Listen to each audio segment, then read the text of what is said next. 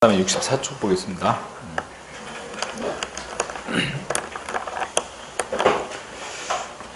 그 정책평가의 유형에 대해서 나왔는데, 여기서부터 이제 정책평가에 대한 내용들이 쭉 나옵니다. 자, 그 정책평가 유형에 보면 첫 번째 나오는 게 평가성 사전에 대한 것이 나오는데, 이건 이제 예비평가예요. 평가가 본격적으로 이루어지기 전에 사전에 준비하는 과정이죠. 이게 평가성 사전에 관한 거예요. 예비평가라고 표현합니다. 그다음에 과정평가에는 두 가지가 있는데, 하나가 형성평가하고 그 다음에 또 하나는 협의의 과정평가가 있어요.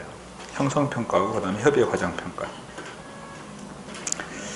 형성평가는 여러분들 이건 집행과정의 평가가 집행과정의 평가. 형성평가는 그러니까 집행하는 과정에서 그 프로그램을 모니터링하는 거예요. 프로그램을 모니터링하는 것이 바로 이 형성평가에 관한 것입니다. 그 다음 또 하나는 집행이 이루어지고 난 다음에 협의의 과정평가라고 해서, 이것은 정책효과 인과경로를 분석하는 것입니다. 정책효과 인과경로를. 자, 부동산 가격이 지금 하락 안정됐다는 거야. 근데 그 주된 타깃이 뭐였냐면 재건축 아파트 있죠. 재건축 아파트는 이제 투자 목적으로 주로 이제 사놓는 거잖아. 그래서 거기 이제 세금을 왕창 부과시켰더니 재건축 아파트 가격들이 막 하락하는 거야. 이제 보유세를 왕창 부과하니까.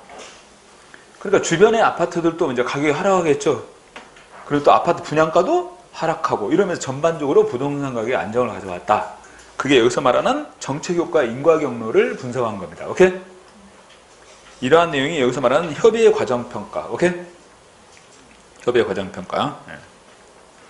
그 다음 세 번째는 이제 총괄평가에 관한 것입니다. 총괄평가는요, 보통 우리가 말하는 정책평가는 총괄평가예요.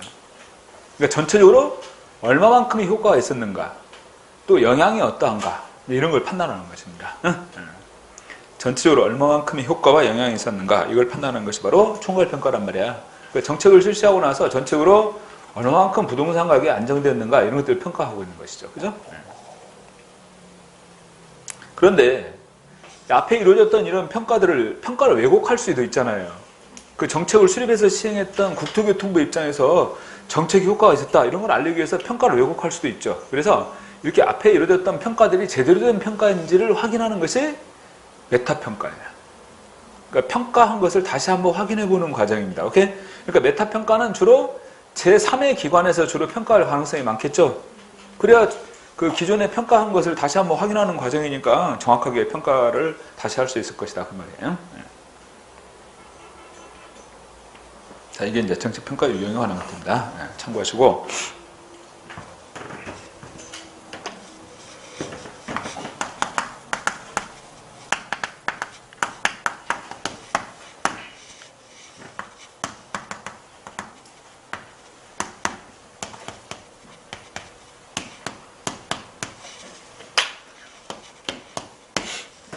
정책평가에는요, 타당성하고 신뢰성이 있어야 돼요. 타당성은 뭐야? 타당성은 정확도라고 얘기했잖아. 신뢰성은 일관성이야. 신뢰성은 일관성. 타당성은 정확도. 그러니까 정책의 평가에서는 타당성과 그 다음에 신뢰성을 갖춰야 돼. 타당성과 신뢰성을. 자, 거기 밑에 보면 정책평가에서 인과관계가 성립되기 위한 조건이 나와 있습니다.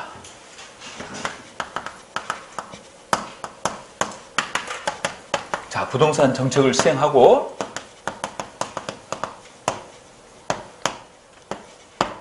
그거에 의해서 부동산 가격이 하락 안정됐습니다. 부동산 정책을 시행하고 부동산 가격이 하락 안정됐단 말이야. 그러면 이게 이제 원인이고 이게 결과. 바로 인과관계가 성립된다는 얘기죠. 그죠? 그럼 여기서 인과관계가 성립되기 위한 조건이 나왔는데, 첫 번째가 뭐냐면 시간적 선행성이야. 여기 봐요. 이게 먼저 이루어지고 나중에 이런 효과가 나타났다. 그럴 때 인과관계가 성립되잖아요. 그죠? 그 다음 이 정책은요, 부동산 가격을 하락 안정시키기 위한 정책이에요. 근데 실제 부동산 가격이 하락됐어. 그럼 이건 공동의 변화가 나타났지? 그래야 인과관계가 성립되는 거 아닙니까? 그렇잖아요. 세 번째, 이 부동산 가격이 하락 안정된 것이 이 정책 때문에 그런 게 아니라 다른 외부의 변수로 인해서 부동산 가격이 하락 안정되었다는 거야. 어? 다른 외부 변수로서. 그렇다면 이것과 이거는 인과관계가 성립되지 않는 거죠. 그죠? 인과관계가 성립되려면 이런 외부 변수가 작용하면 안 된다는 얘기야. 아셨어? 그걸 뭐라고 하냐면 비허위적 관계라고 표현합니다. 이것과 이거는 허위적 관계가 아니어야 된다는 얘기야. 아셨어? 허위적 관계가 아니어야 된다. 비허위적 관계가 된다. 그래야 인과관계가 성립되는 거죠. 세 가지 조건이야. 시간적 선행성, 공동변화, 그 다음에 비허위적 관계. 이 세 가지 조건이 인과관계가 성립되기 위한 조건들이란 말이야. 아셨어? 여러분들 비허위적 관계야 돼. 이것과 이게 허위적 관계라고 한다면 인과관계가 성립될 수가 없는 거잖아요. 그죠? 그래서 이렇게 정책하고 그 효과 사이에 이런 외부 변수가 작용한다는 얘기예요. 오케이? 외부 변수가 작용하는데 그 밑에 보세요. 변수에는 뭐냐? 제3의 변수에는 첫 번째가 허위 변수가 나오죠? 여러분들 허위 변수는요. 요거예요. 효과가 없는데 효과가 있는 것처럼 보이게 하는 변수. 아셨어요? 이게 허위 변수야. 반대는 억제 변수예요. 억제 변수는 효과가 있는데 이것을 없는 걸로 나타나게 하는 변수가 억제 변수예요. 갈까? 네. 그 다음 세 번째는 혼란 변수야. 여기 혼란 변수라고 하는 것은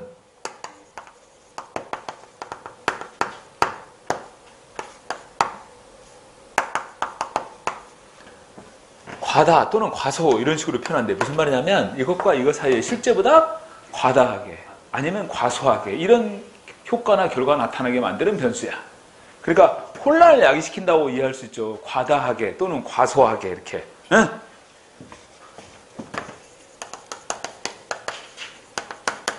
그 다음에 왜곡 변수가 있습니다. 왜곡 변수를 이렇게 기억하세요. 일본의 역사 왜곡을 반대한다. 응? 그렇듯이 왜곡 변수는 이것과 이것 사이에 반대의 효과가 나타나게 하는 변수입니다. 오케이? 반대로 나타나게 하는 그 변수예요. 반대로 효과가 나타나게 하는 변수. 이게 바로 왜곡 변수. 일본의 역사 왜곡을 반대한다. 이렇게 이해하란 말이야. 이러한 것들이 바로 뭐야? 제3의 변수들이야. 이거 말고도 더 있지만 시험에서 연관돼서 이해될 수 있는 제3의 변수는 네 가지입니다. 허위 변수, 억제 변수, 혼란 변수, 왜곡 변수. 오케이? 네 가지. 자, 이렇게 정리해 두시면 되겠죠? 대답해. 그 다음에 정책평가의 타당성과 신뢰성이 나오는데 타당성은 얘기했던 것처럼 정확도를 의미하는 것이고 신뢰성은 일관성을 의미하는 거야. 타당성, 그 유형 가로 열고 타당성은 정확도라고 그랬습니다. 자, 먼저 내적 타당성이 나왔는데 내적 타당성은 인과적 추론의 정확도 이렇게 표현했어요. 원인 결과 결과 변수 간의 인과적 추론의 정확도, 내적 타당성. 두 번째는 외적 타당성이라고 나와있지? 외적 타당성은 일반화입니다. 일반화.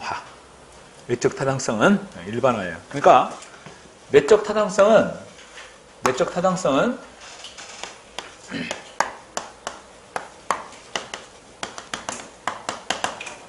내가 이거 설명할 때 여기 이제 모집단이 있어.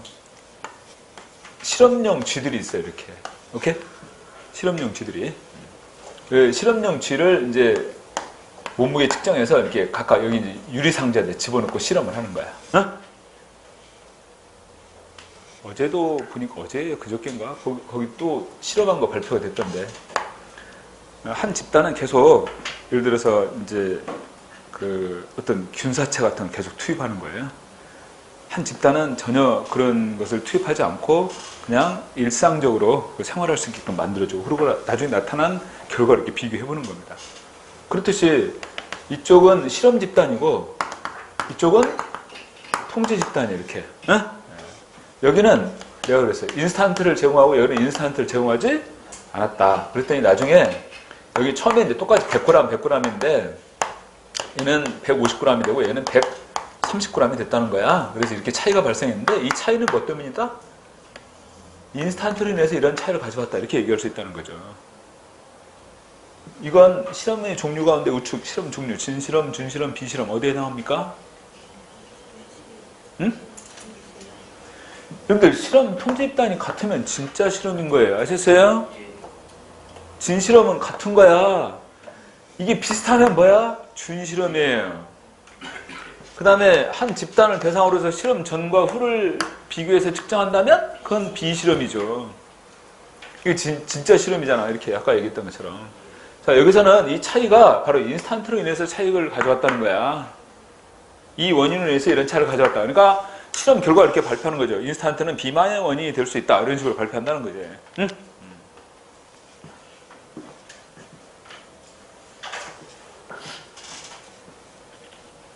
우리 큰애는 인스턴트를 잘 안 먹어요. 걔는 인스턴트를 잘 안 먹는데 둘째는 틈만 나면 찾아서 먹어요. 인스턴트. 그러니까 둘째는 살이 찔 수밖에 없더라고 보니까. 그 먹는 것이 큰 요인인 것 같아요. 보안이. 둘째는 굉장히 막 많이도 안 먹는데 살이 쪄요 보면. 큰애는 그냥 보통 먹지만 차도 잘 안 쪄 걔는.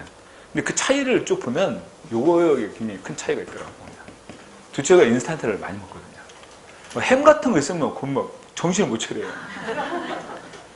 그러니까 명절 때 그런 거 들어오면 막 난 싫어. 아니, 너무 줘버리거나 이래야 된다고. 왜냐면 집에 있으면 막 계속 먹으니까. 자, 이게 원인이어서 이런 결과를 가져온다. 인과관계 성립되는 거죠. 이게 바로 뭐라고? 진실험이에요. 응? 이게 내적 타당성이야. 아셨어?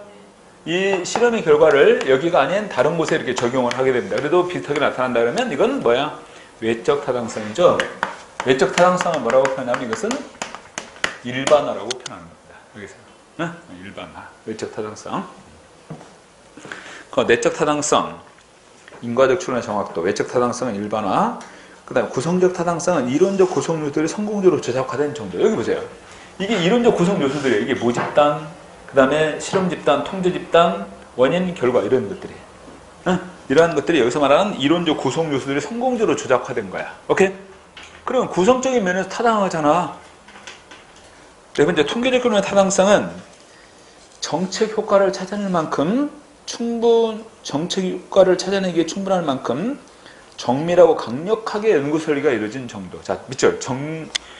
정밀하고 강력하게 연구 설계가 됐어요. 정밀하고 강력하게. 그러면 생각해봐. 정밀하고 강력하게 연구 설계가 됐으니까 그걸 통한 통계 결론은 타당할 거 아니야. 그렇잖아요. 그걸 통한 통계 결론은 타당하다는 거야. 근데 착각하면 안 돼. 정밀하고 강력하게 연구 설계가 이루어진 건 구성적 타당도가 아니야. 아셨어? 근데 착각할 수가 있지. 정밀하고 강력하게 연구 설계가 된 건 구성적 타당성이 아니란 말이에요. 통계적 결론의 타당성이지. 혼동하면 안 돼. 자, 이 내적, 외적, 구성적, 통계적 결론의 타당성 네 가지. 이 타당성의 유형들입니다. 오케이? 자, 그 다음에 그 신뢰성은 뭘 의미한다고? 일관성을. 외적 타당도는 뭘 의미한다고? 일반화. 그래서 자,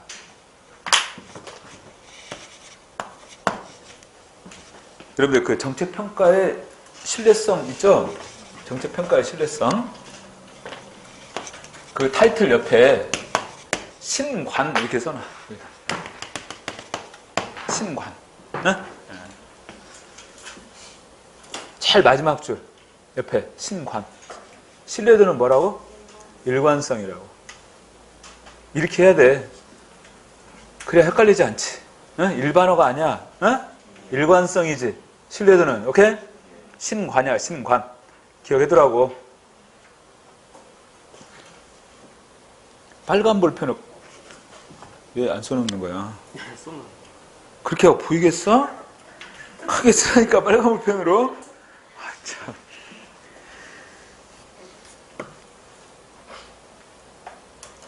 자, 우측에 정책평가의 타당도 저요인 해가지고 내적, 외적 타당도 저요인 이렇게 구분했죠? 내적 타당도 저요인, 그 다음에 외적 타당도 저요인 이렇게 구분해서 지금 아까 이 원인을 위해서 이런 결과를 가져왔다 이렇게 얘기하는 게 내적 타당도라고 그랬잖아요. 그죠? 이것 때문에 근데 거기 보면 선발 효과, 역사적 요인, 성숙 효과, 상실 요소, 측정 도구의 변화, 회귀 인공 요소, 오염 효과 이런 것들이 나타나면 이 원인을 위해서 이런 결과를 가져왔다고 얘기할 수 없다는 얘기야. 예를 들어 선발 요인을 한번 볼까요? 선발 요인을 한번 보세요. 자, 얘는 100g이 아니고 얘는 처음부터 110g이에요.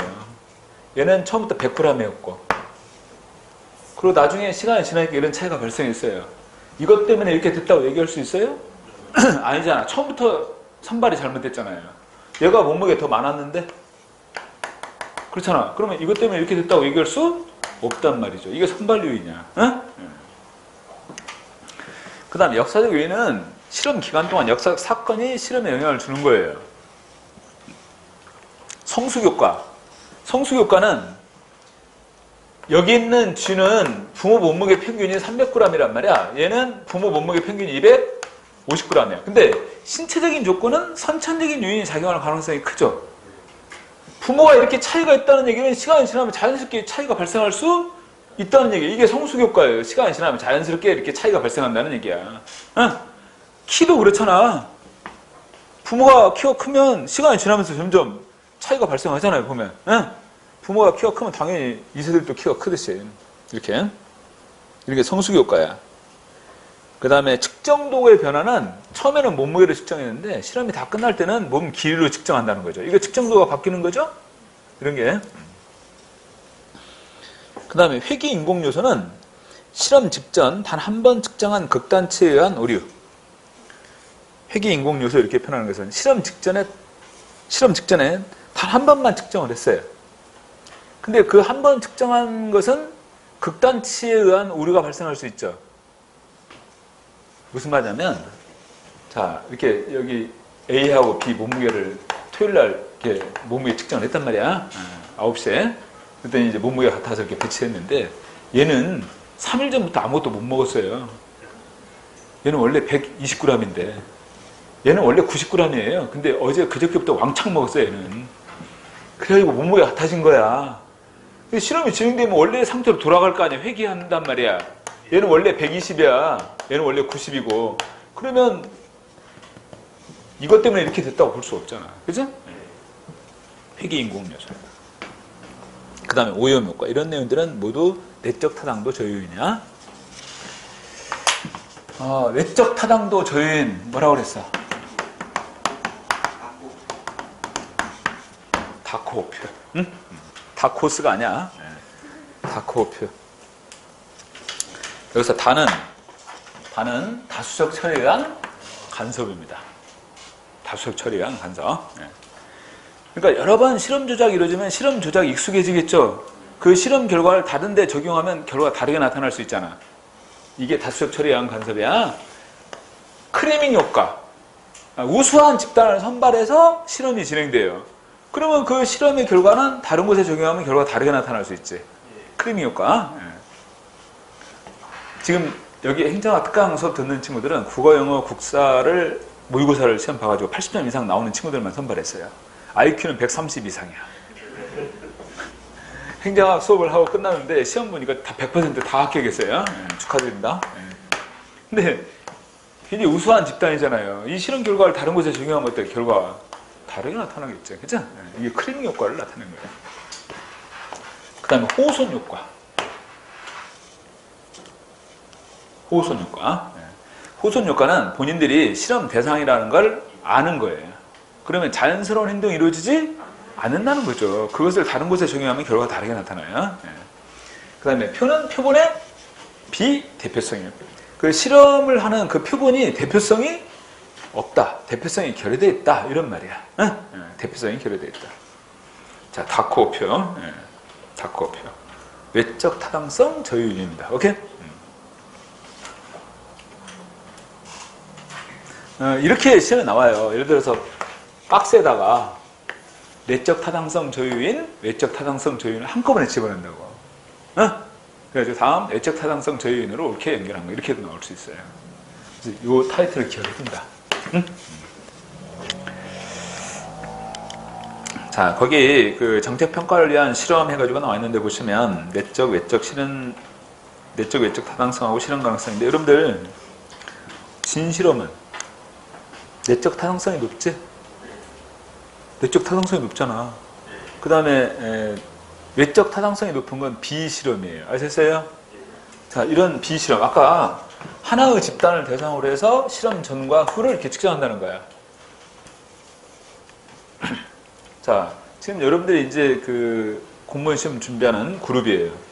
여러분을 대상으로 해서 행정학 수업을 듣기 전과 듣고 난 후를 평가를 해봤어요. 성적을.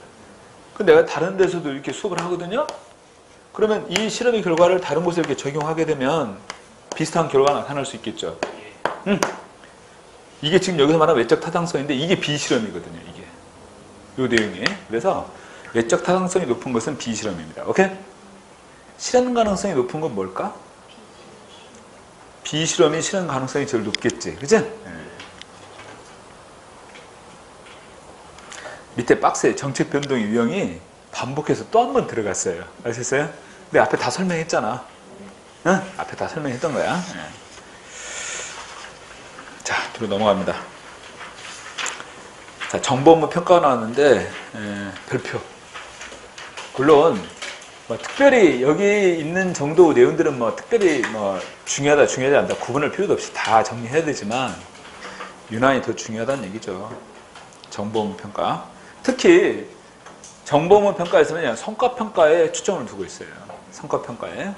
자, 여러분들 평가 대상 기관을 볼까요? 중앙행정기관, 지방자치단체, 그 다음에 중앙행정기관하고 지방자치단체 소속기관, 그 다음에 공공기관도 평가 대상 기관에 포함이 된다. 오케이? 공공기관도 평가 대상 기관에 포함이 되는 것이다. 자, 그 동그라미 해둔다. 공공기관. 평가 대상 기관에 포함되는 거예요. 빨간 볼펜으로 동그라미 하세요. 자, 그 다음에 정보 업무 평가의 종류에 보면 정보 업무 평가에서는 첫 번째 자체평가입니다. 중앙행정기관이건 지방자치단체건 그 소속기관이건 자체평가야. 근데 공공기관은 자체평가가 아니에요. 공공기관에 대한 평가는 외부에서 평가하죠. 주로 어디서 합니까? 기획재정부에서 주로 합니다. 공공기관의 평가는 기획재정부에서. 그런데 중앙행정기관, 지방자치단체 그 소속기관들은 자체평가가 이루어지게 된다. 그래서 여러분들 그 자체평가위원회라는 걸 만들어 놨죠? 자, 자체평가위원회는요, 민간위원이 과반수 이상이 아니라 3분의 2 이상이에요. 근데 시험 지문에 이렇게 나와. 이 행정기관의 자체평가를 공정하게 하기 위해서 과반수 이상의 민간위원으로 자체평가위원회를 구성한다. 굉장히 그럴듯하잖아. 근데 과반수 이상이 아니라 3분의 2 이상입니다. 자, 기억해 두세요. 근데 자체평가라는데 그 자체평가니까 평가를 왜곡하거나 평가를 잘못하는 경우도 있을 거 아니에요. 그런 부분은 재평가가 이루어지게 됩니다. 재평가는 국무총리가 합니다. 재평가는. 그 다음에 밑에 보면 특정평가를 합니다.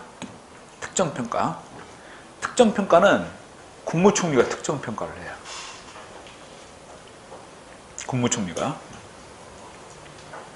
남북관계가 개선돼가지고 남북협력기금을 통해서 예를 들어서 뭐 도로 보수도 하고 그 다음에 금강산 관광을 오픈하면서 뭐 거기 필요한 시설 같은 것도 보수하고 그 다음에 또 개성공단도 오픈하고 이런 여러 가지 일들이 벌어졌단 말이야.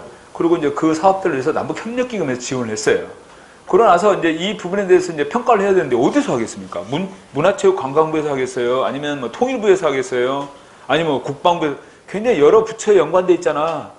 그래서 이 남북협력 관계에 있어서 남북협력기금을 통해서 했던 이 사업들, 그 사업들에 대한 평가는 바로 특정평가로서 국무총리가 하게 됩니다. 아셨어요? 그러니까 어떤 특정의 사업이 여러 기관하고 연관되면 어느 기관에서 평가할지 모호하잖아. 그럴 때 특정평가를 한단 말이에요.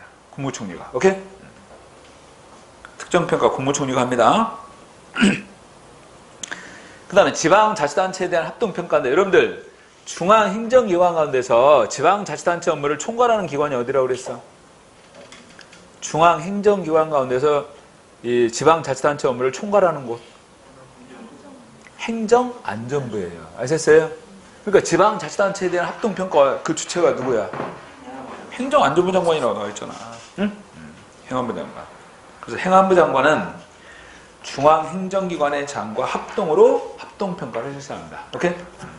행정안전부 장관은 중앙행정기관의 장과 합동으로 합동평가를 실시한다. 응?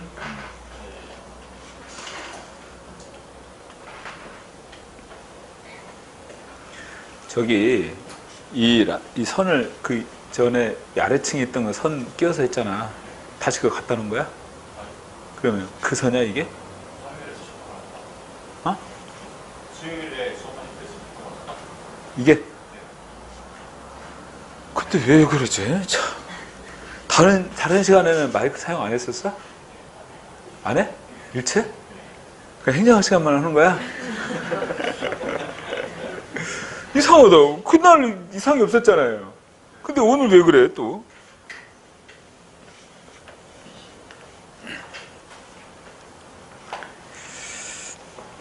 자, 그 다음에 공공기관의 평가는 아까 얘기했던 것처럼 기획재정부에서 한다고 그랬습니다.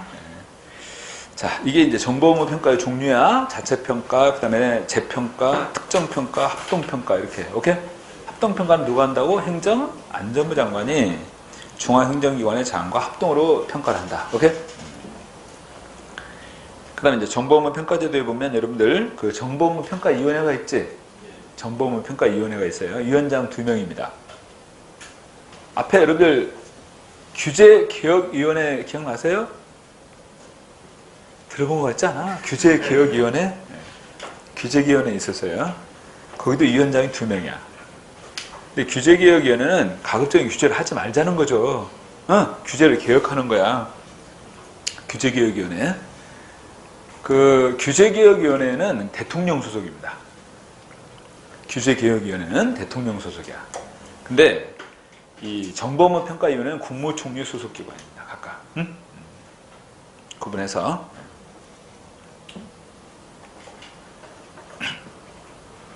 그 다음에 정보업무 평가 기본 계획을 보면 최소한 3년마다 국무총리가 정보업무 평가 기본 계획을 수립하고 정보업무 평가 시행 계획은 매년 이제 계획을 수립하는 거예요. 아까. 자, 여기까지가 정책론 파트입니다. 오케이? 여기까지가. 지금 진도는 뭐 그렇게 큰 무리 없이 지금 계획대로 진행되고 있는 거예요. 오늘이 4주차 아닙니까? 오늘이. 자, 조직론으로 들어갑시다.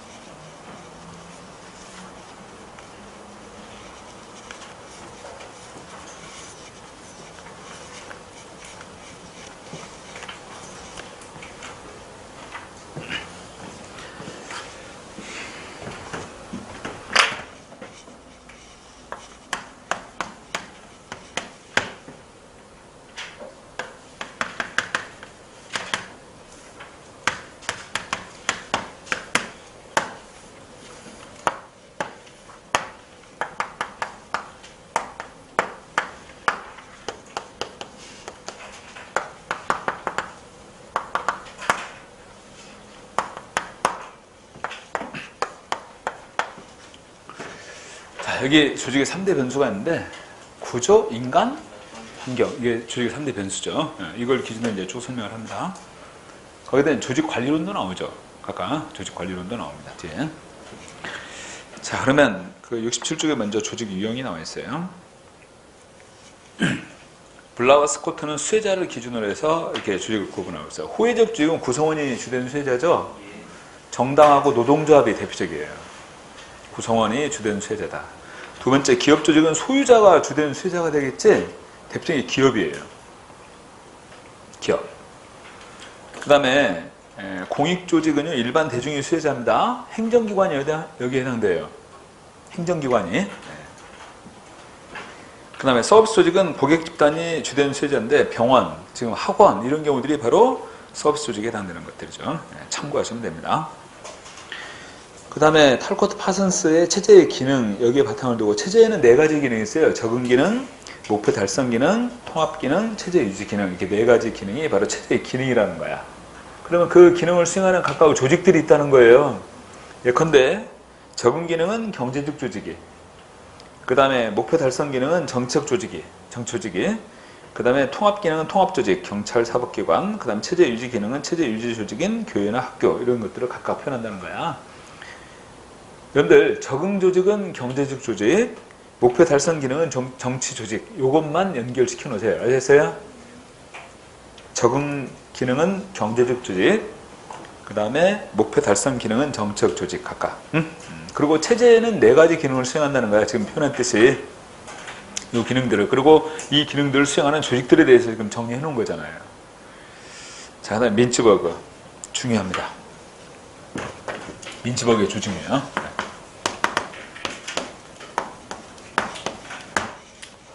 자, 첫 번째 나온 게 단순구조죠? 단순구조. 최고 관리층에서 직접 감독이 이루어지는 거예요. 단순구조니까. 두 번째는 기계적 관료제지.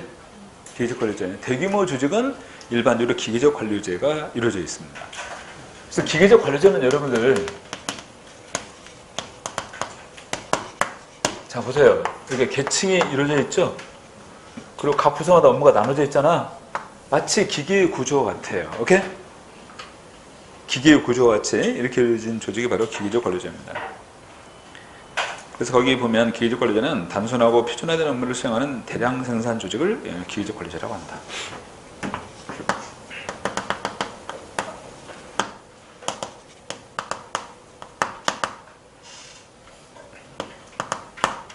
전문적 관료제 하면 뭐가 생각나? 종합병원. 기억하세요? 전문적 관료제 종합병원입니다. 그래서 여기 보세요. 외과, 내과, 소아과, 안과, 산부인과 쭉 구분되어 있잖아. 그리고 여기에 이제 배치되어 있는 게 바로 전문의들이죠. 이들이 핵심 운영층이에요. 오케이? 이들이 핵심 운영층이야. 그래서 핵심적인 역할을 수행하는 게 바로 이 핵심 운영층으로서 전문가들입니다. 오케이? 전문가들. 이들이 바로 전문가들이잖아요. 그죠? 이들이 핵심 운영층이에요. 전문적 관료제에서. 이들이 이제 가장 핵심적인 역할을 수행한다.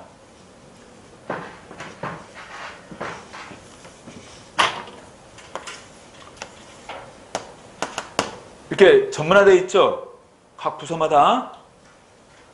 환경이 단순하다, 복잡하다. 환경이 복잡하니까 이렇게 갖춰져 있는 거 아니에요. 환경이 복잡하니까. 관료제라는 것은 변화가 심해요? 안정적이에요? 안정적이에요. 그래서 전문적 관료제는 이거야. 복잡하고 안정적인 환경. 오케이? 전문적 관료제의 환경은 복잡하고 안정적이야. 기억해둬야 돼. 포인트야. 그러면서 여기는 전문가들이 핵심적인 역할을 수행한다. 전문가들이. 그리고 작업 기술이 표준화되어 있습니다.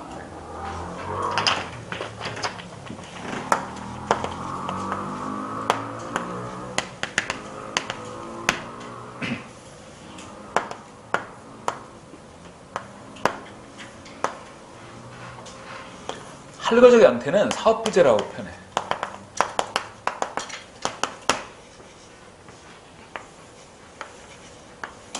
자, 현대차가 있으면 현대차 유럽 사업부, 중국 사업부, 미주 사업부 이렇게 구분되죠. 현대차 유럽 사업부, 중국 사업부, 미주 사업부 각각. 그리고 여기에 본부장들이 있어. 여러분들, 본부장은 부장급이에요. 아셨어요? 그러니까 이들은 초과관리층이 아니라 뭐야? 중간관리층이에요. 오케이? 중간관리층인 이 본부장들이 책임자야.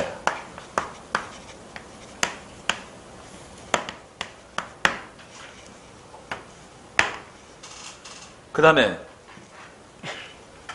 여기서 생산되는 거하고 여기서 생산되는 것이 각각 달라요. 그래서 산출물이 표준화되어 있어요.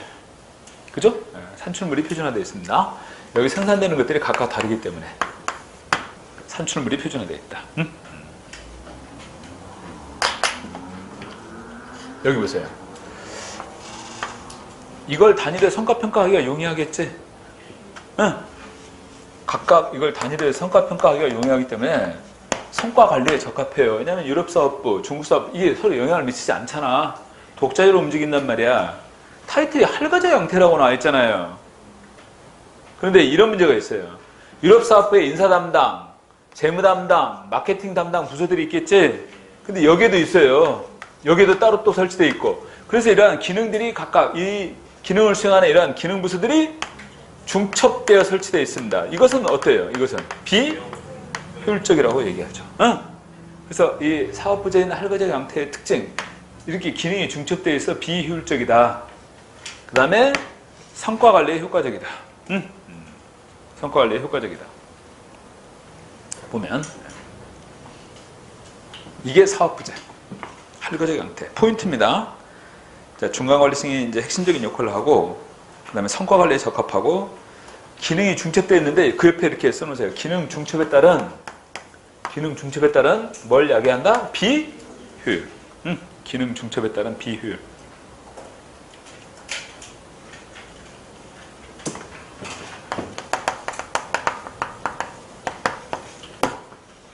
세 번째는 임시체제입니다. 에도크라시라고 표현하는데,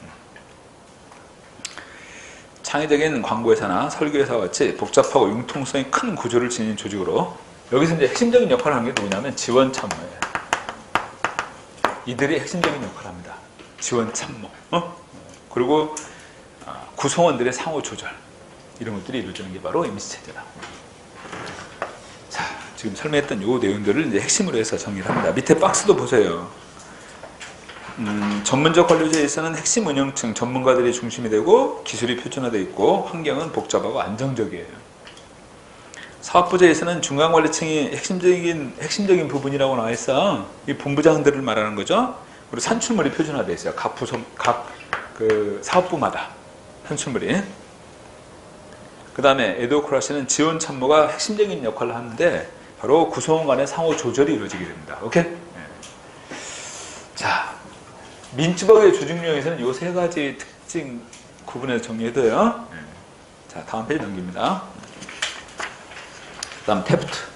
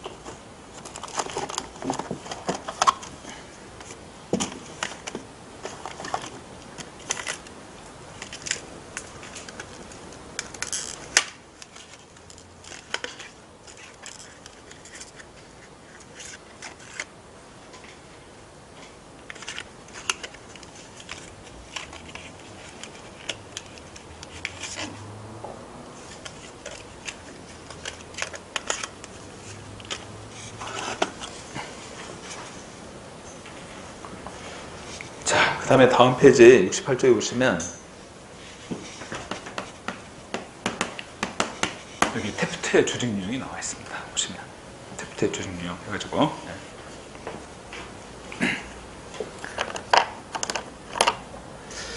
자, 여기 보면요 이렇게 구분돼요.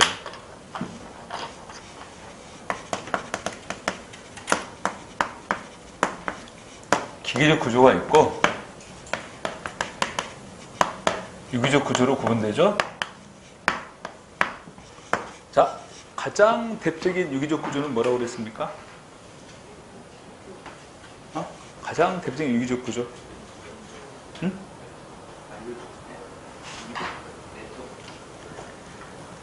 가장 대표적인 유기적 구조는요 학습 조직이에요. 학습 조직.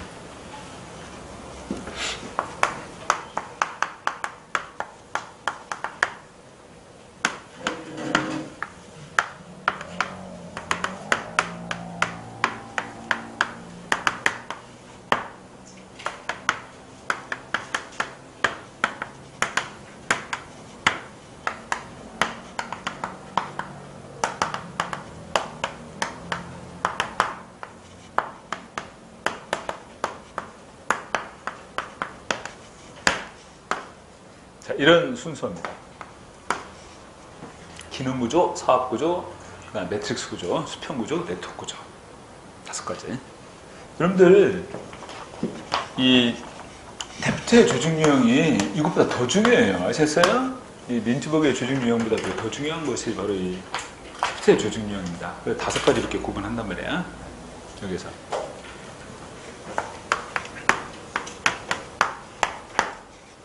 그러면 기능구조에서 나오는 가장 대표적인 특징이 뭘까? 여기서는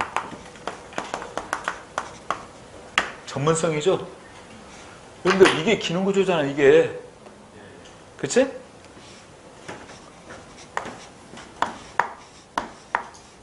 청주시청에 보면 여기는 이제 복지 업무 담당하는 복지과, 오케이?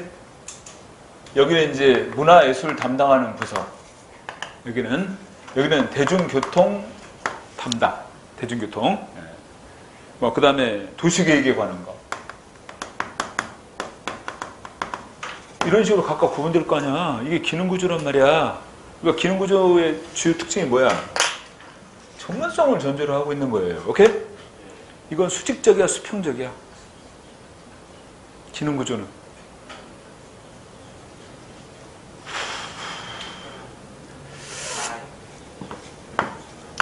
이건 수직적인 거예요. 어? 기능구조는 수직적 구조잖아. 수평적 구조는 바로 사업구조가 수평적인 거야. 그치? 사업구조가. 여러분들 이 기능구조는 이렇게 나눠졌잖아. 그러니까 수직적으로 나눠지는 거예요. 수직적으로. 그리고 사업구조는 보세요. 자, 여기 특정의 프로젝트 팀 이게 만들어지죠? 그럼 이 프로젝트 팀이 만들어지면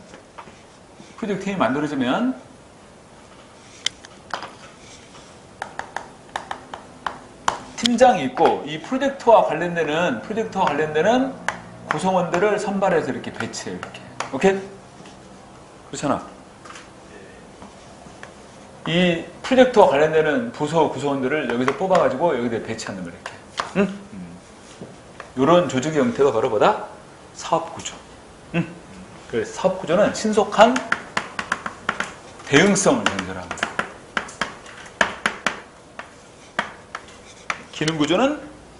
기능구조는 전문성을 전제로 하고 있고 사업구조는 신속한 대응을 할 수 있는 거예요. 오케이? 그러니까 필요에 따라 그때그때 프로젝트 팀을 만들 수 있잖아요. 필요에 따라서. 지금 청주시에 이 코로나 전염병 확산, 그러면 거기에 대응하기 위해서 프로젝트 팀을 만든단 말이야. 그래서 청주시 내에 관련 부서에서 인력을 착출해가지고 그 프로젝트 팀을 만들어가지고 대응을 하는 거죠. 응? 이게 여기서 지금 얘기하는 사업구조에 관한 거야. 이런 부분들이. 응? 기능구조의 전문성, 사업구조의 신속한 대응성.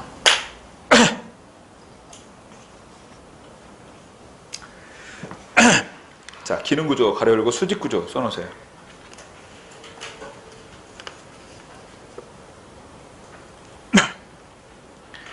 조직의 전체 업무를 공동 기능별로 부서화했죠.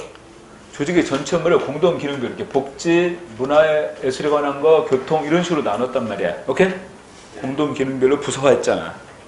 그러면서 전문화된 직무를 특징으로 하는 기계적 구조가 바로 이 기능구조에 관한 것인데 이런 경우는 수평적 조정의 필요성이 낮을 때 효과적이에요. 아셨어요?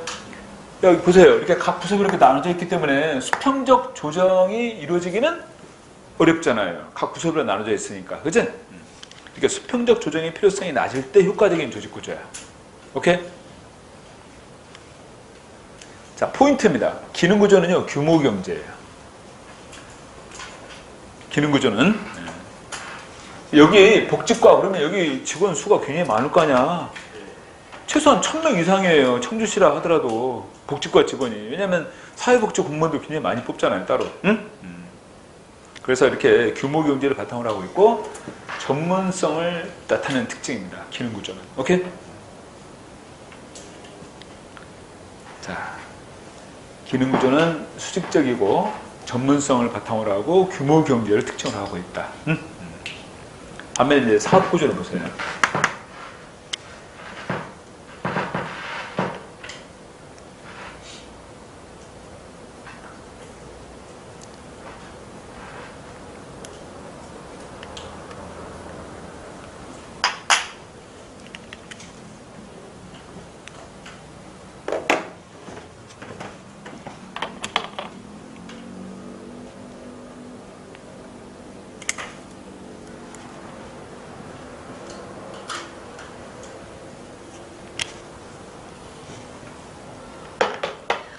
이건 마이크가 문제가 아니라 이 안에 선이 이게 접촉 불량이야. 그래서 지금 그러는 거야. 이 안에. 전에 그 선, 지금 이게 선을 지금 완전히 바꿨던 거라고? 2층, 아니 밑에 층에 있는 걸로?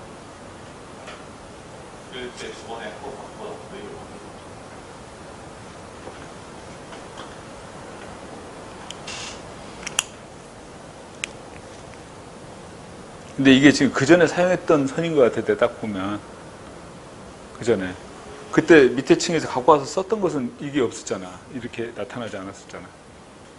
네?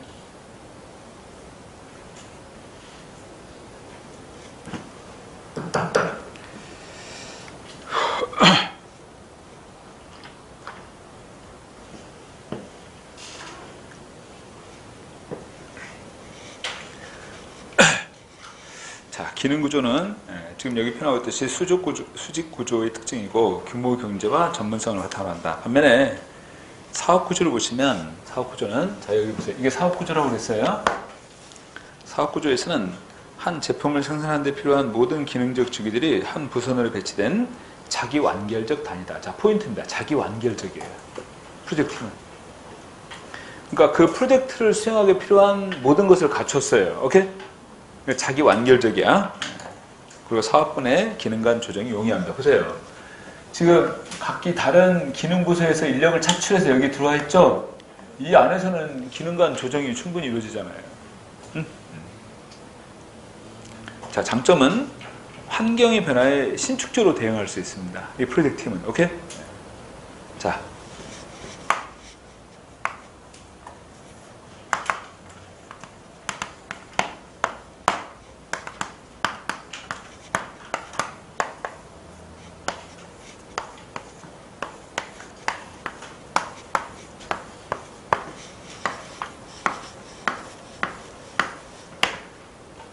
요걸, 이 그림을 옆으로 이렇게 촥 펼친 게 요거예요.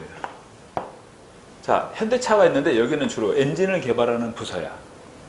여기는 전장품이라고 해서 전자장치 있잖아요. 이런 것들 연구하는 부서고. 여기는 자동차 전체 구조에 대해서 연구합니다. 디자인도 그렇고. 이러한 것들을 이제 쫙 옆으로 펼친 거야. 이게 기능 구조죠. 이 옆에 프로젝트 팀이 만들어집니다. 이렇게 사업 구조가. 어? 근데 일본에서 하이브리드 카를 개발했다는 거야. 빨리 여기에 대응해가지고 거기에 대응할 수 있는 차종을 빨리 만들어내야 될 거 아니에요. 하이브리드 카 개발을 위한 프로젝트 팀 이렇게 만들어져요. 그래서 여기서 필요한 인력들을 차출해서 여기 이렇게 배치해가지고 이 프로젝트를 시행한다는 거예요. 자. 중국을 중심으로 해서 전기차를 개발한다는 거죠. 거기에 대응하기 위해서 현대차는 전기차보다는 수소차를 집중해서 개발하게 됩니다. 그러니까 수소차 개발을 위한 프로젝트 팀 이런 게 만들어지는 거죠. 이렇게. 그래서 또 필요한 인력들을 차출해서 여기다를 구성하고. 그러니까 이런 환경의 여건의 변화에 신속하게 대응할 수 있잖아요. 이렇게. 사업 구조가 있으니까. 아셨어요? 그래서 거기에 장점에 사업 구조의 장점이 뭐라고 그래서 환경 변화에 신축적으로 또는 신속하게 대응할 수 있다. 그 말이에요. 그리고 사업 구조를 단위로 성과 관리가 유용하겠지. 여기서는. 근데 단점이 이렇게 나와 있어요. 부서 간의 조정이 곤란하다. 이렇게 표현을 했죠. 여기서 말하는 부서 간이란 말은 뭐냐면 요것과 요것 사이에 조정이 곤란하다. 그 말이에요. 이것과 이것 사이에. 아시겠어? 이것과 이것 사이에. 그러니까 부서 간의 그 말은 프로젝트 팀 간의 조정이 곤란하다. 그 말입니다.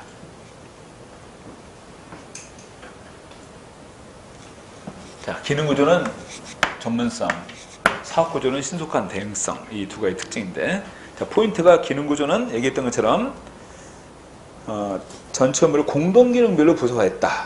그런 얘기고, 규모 경제를 바탕으로 하고 전문성을 전제로 하고 있습니다. 반면에 사업 구조에서는 자기 완결적 조직단이에요. 오케이? 자기 완결적 조직단입니다. 그리고 사업분의 기능 간 조정이 용이하죠. 기능 간, 여기 보세요. 이 안에서는 기능 간 조정이 용이하잖아. 자, 여기에서 인력을 차출해서 여기 이렇게 배치했단 말이야. 이렇게. 여기서는 조정이 용이하잖아요. 이렇게. 그죠? 그러면서 사업 구조는 환경 변화에 신축적으로 대응할 수 있다. 성과 관리도 유리하고. 그래서 한 조직에 이렇게 두 가지를 이렇게 맞물려 있는 게 매트릭스 구조죠. 기능 구조하고 사업 구조가 이렇게 맞물려 있단 말이야. 한 조직 내에. 이게 매트릭스 구조예요. 조직 환경이 복잡해지면서 기능 부서의 기술적 전문성이 요구되는 동시에 사업 부서의 신속한 대응성이 증대되면서 등장한 조직 형태를 매트릭스 구조. 여러분들 명령 통일의 원리에 위배되는 거지? 자 보세요. 여기 위치한 사람 이쪽에서도 지시를 하고 이쪽에서도 지시하잖아요. 명령 통일의 원리에 위배되는 거예요. 명령 통일의 원리란 조직의 구성원은 한 사람의 상관으로부터 지시받고 보고하고 이렇게 해야 된다는 거야. 근데 이건 이중구조로 되어 있잖아요. 자, 그 다음에 수평구조. 이건 그냥 참고하십시오. 수평구조는요, 핵심 업무 과정을 기초해서 조직이 구성되는 거예요. 업무 과정을 중심으로. 거기에 얘가 나와 있는데, 개발팀, 구매팀, 그 다음에 생산팀, 주문처리팀, 이렇게 팀 이렇게 만들어지는 게 수평구조예요. 오케이? 이거 업무 처리 과정이잖아. 핵심 업무 처리 과정이란 말이야. 개발팀, 구매팀, 생산팀, 주문처리팀 이런 식으로 구성되는 거야. 그 다음 네트워크 구조입니다. 여러분들 네트워크 구조는 조직은 핵심 기능을 중심으로 하고 여타 부차적인 것들은 아웃소싱을 통해 처리해버리죠. 응? 이게 그리고 이걸 이렇게 유기적으로 연결시키는 거 이게 바로 네트워크 조직 아닙니까? 포인트야. 네트워크 구조는요. 핵심 역량 위주로 합리화한다. 오케이? 핵심 역량 위주로 합리화하는 거야. 이게 포인트야. 그러니까 조직은 핵심 역량을 중심으로 하는 거죠. 여타의 기능은 외부 기관들과의 계약 관계를 통해 수행하는 조직 구조.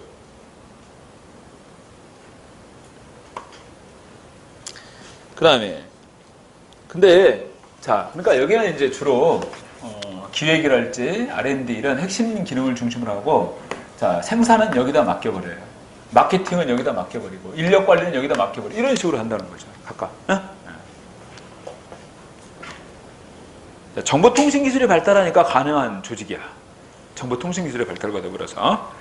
그러면서 밑에 보면 외부기관의 직접 통제가 곤란해서 대리 문제가 발생할 수 있다. 무슨 말이냐면 여기가 주인이고 여기는 대리이잖아요. 근데 밖으로 빠져나가 있기 때문에 통제하기가 어려워요. 아셨어요? 네. 그리고 이 또한 네트워크 조직은 조직의 응집력이 약해요. 한 곳에 모여있지 않기 때문에. 오케이? 조직의 응집력이 약하다. 응?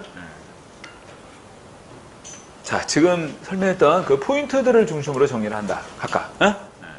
포인트를 중심으로 해서.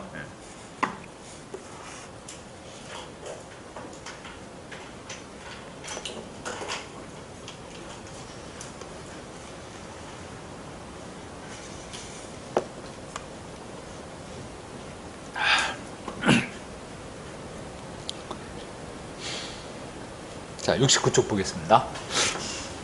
기계적 구조하고 유기적 구조 나와 있죠? 이게 기계적 구조죠. 그렇잖아. 아까 유기적 구조를 학습 조직 얘기한다고 그랬어요.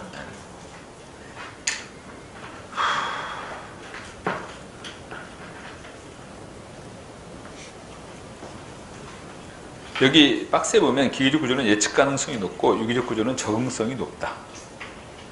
기계적 구조는 예측 가능성이 높고 유기적 구조는 적응성이 높다는 거야.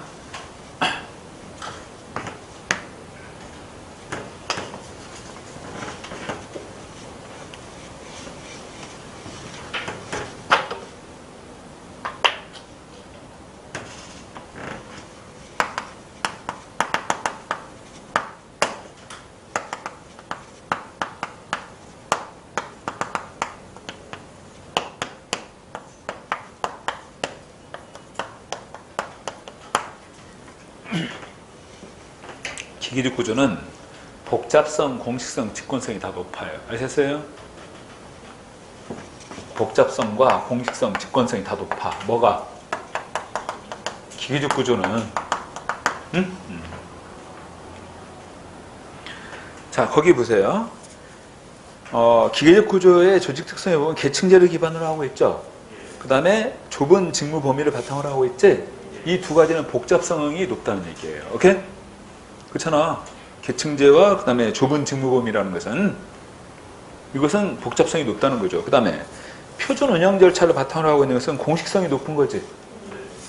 그 다음에 분명한 책임관계, 그 다음에 공적이면서 몰 인간적인 대명관계, 이런 특징들은 직권성이 높기 때문에 나타나는 특징들이에요. 그래서 지금 여기 나와 있는 구조적 특징에서 보면 복잡성, 공식성, 직권성이 다 높아. 근데 우측에 유기적 구조를 보면 유기적 구조는 분화된 채널입니다. 계층제를 기반으로 하지 않고 분화된 채널. 그 다음에 직무 범위가 넓어요. 그 다음에 규칙 절차가 적은 규칙과 절차. 그 다음에 책임 관계가 모호합니다. 책임 관계가. 계층제를 기반으로 했을 경우는 책임 관계가 분명하죠. 이런 경우는 상하 관계도 그렇고. 근데 이런 계층이 별로 없는 유기적 구조는 모호한 책임 관계를 바탕으로 한단 말이야. 그 다음에 비공적이면서 인간적인 대면 관계. 오케이? 그래서 이제 박스에다 집어넣고 다음 유기적 구조의 특징으로서 옳게 연결한 거 해서 이 내용들이 쭉 나와요. 근데 내용 자체는 어렵진 않으니까. 그 다음에 밑으로 내려와서 기계적 구조는요, 상황 조건에 보면 분업적인 과제입니다. 분업적 과제. 그 다음에 단순한 과제. 그 다음에 성과 측정이 가능해. 왜냐면 이렇게 분업화되어 있잖아. 그리고 과제가 단순하기 때문에 성과 측정이 용이한데, 유기적 구조는 분업이 어렵습니다. 이런 게 일종의 유기적 구조란 말이에요, 이런 게. 이런 뭐 프로젝트 팀 이런 거. 뭐 아까 얘기했던 네트워크 구조 이런 것도 유기적 구조에 해당되는데, 이런 경우는 분업이 어려워요. 그리고 복합적인 과제입니다. 여러분들, 복합적인 과제로 수행하기 때문에 성과 측정이 어려워요. 복합적인 과제이기 때문에. 아셨어? 근데 주어지는 과제가 단순하다면 성과 측정하기가 용이하겠지? 근데 유기적 구조는 복합적인 과제라는 말이야. 그러니까 성과 측정이 어려운 거예요. 오케이?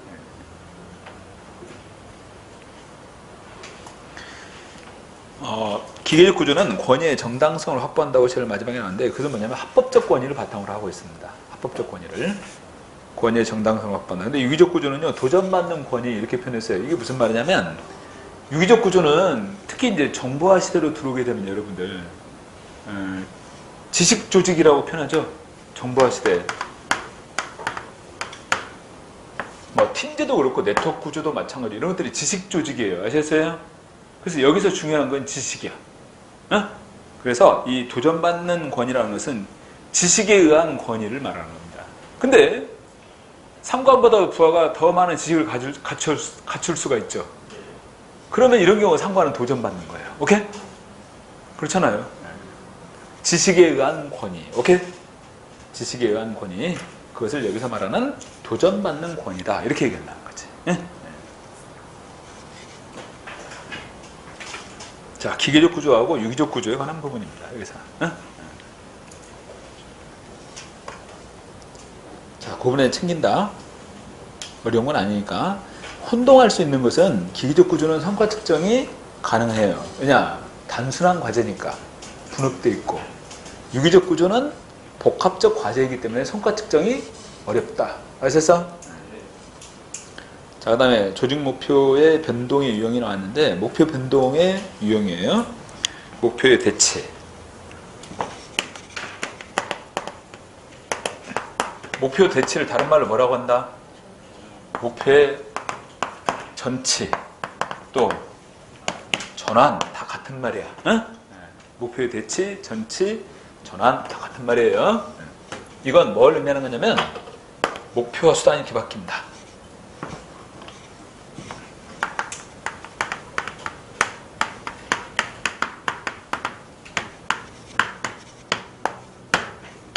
목표와 수단이 뒤바뀌는 것을 목표, 대치, 전치, 전환 이렇게 표현하는 거야.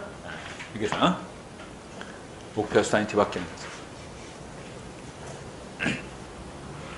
그래서 여기 보면 뭐 목표 왜곡, 목표와 수단의 전도 뒤바뀐다 그 말이죠. 그 다음에 과두제 철칙, 그 다음에 동조 과잉, 규칙과 절차에 집착하는 이런 내용들이 전부 다 이렇게 목표와 수단이 뒤바뀌는 목표 대치, 그 다음에 전치, 전환 이런 의미야. 여러분들,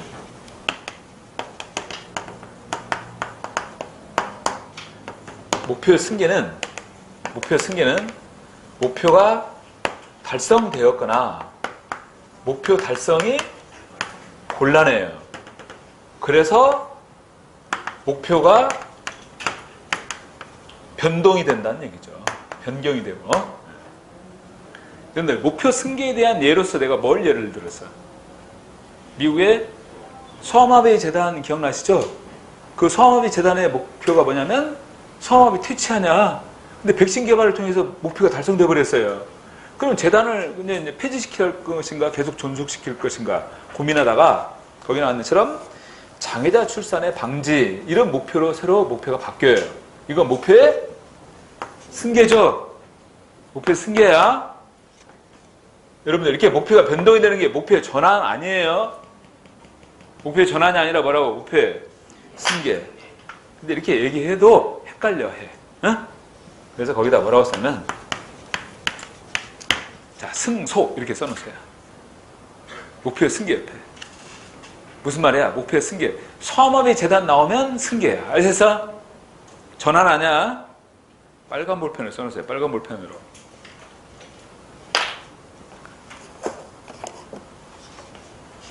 승계는 바로 소아마비 재단 이거하고 연관이 된단 말이야. 승소 이렇게 기억해두라고. 어? 승소.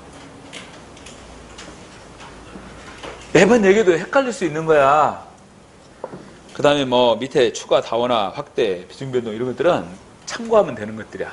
이건 그 시험 문제 들러리로 나오는 지문들이에요. 잠깐 쉬었다가 뒤에 또 정리하겠습니다. 네?